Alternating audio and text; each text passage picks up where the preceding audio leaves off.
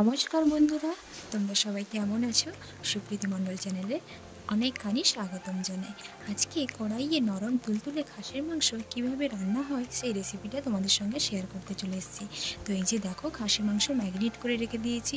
তাতে লবণ, হলুদ, লঙ্কা গুঁড়ো, তেল দিয়ে ভালো করে ম্যারিনেট করে আধ ঘন্টা রেখে দিয়েছি। তো চলো বন্ধুরা, খাসি মাংস কীভাবে রান্না করব তোমাদেরকে উপকরণগুলো ঝটপট বলেই দিই। এখানে দেখো, পেঁয়াজ কুচি, রসুন থেতো, আদা বাটা, আর তার সাথে রয়েছে লবঙ্গ, এলাচ, গোলমরিচ, তেজপাতা, আর সঙ্গে রয়েছে কুচানো টমেটো আর ধনেপাতা।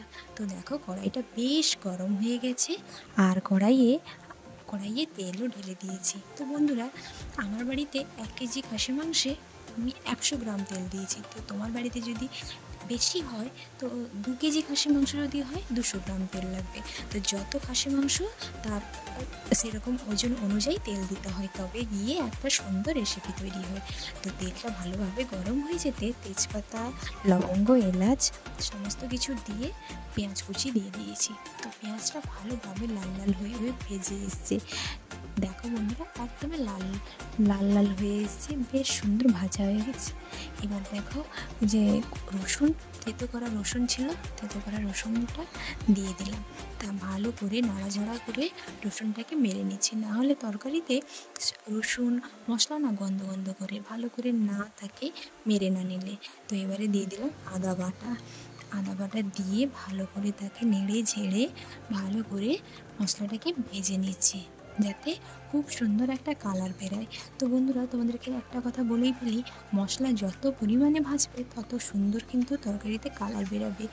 আর এরপর দিয়ে দিলাম কুচনো টমেটো আর কুচনো ধনেপাতা, আর একটু সীমিত জল দিয়ে দিলাম, যাতে মশলাটাকে ভালোভাবে নাড়াচাড়া করতে পারি। তো বন্ধুরা, এই খাসি মাংসটা আমি কাঠ জ্বালনে রান্না করছি, তার জন্য জ্বালনির পরিমাণ একদমই সীমিত। আর যদি বন্ধুরা তোমরা গ্যাসে রান্না করো, তো গ্যাসের আঁচ একেবারে কমিয়ে দিবে, যাতে মশলাটা ধিকিভাবে ভালোভাবে মশলাটা মরে যায় আর সুন্দর একটা কালার বেরোয়।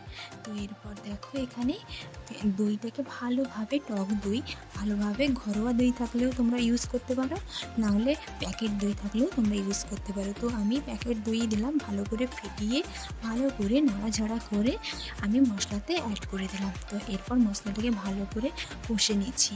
দই দিলে খুব সুন্দর একটা ফ্লেভার বেরোয়। তো তোমরা বন্ধুরা, যদি খাসি মাংস কখনো দই না দিয়ে থাকো, অবশ্যই কিন্তু দইটা মনে করে দিবে।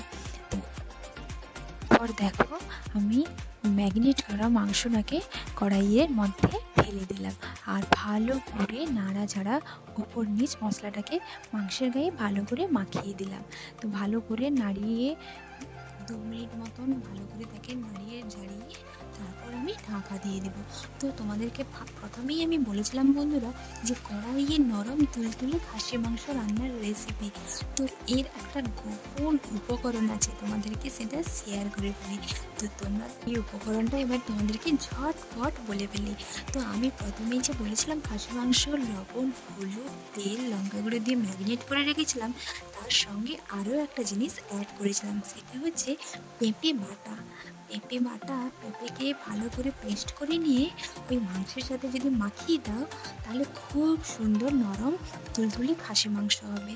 কড়াইয়ে কোনো প্রেশারের প্রয়োজন নেই, কড়াইয়ে সুন্দরভাবে তুলতুলে খাসি মাংস রান্না হবে। তো দেখো, আমি ভালো করে কষে নিয়েছি। এরপর পরিমাণ মতন জল দিয়ে দিলাম, যাতে মাংসটা আর একটু নরম হয়ে যায়।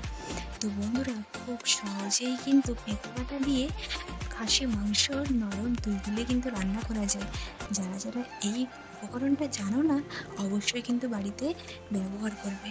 আশা করি ভালো লাগছে।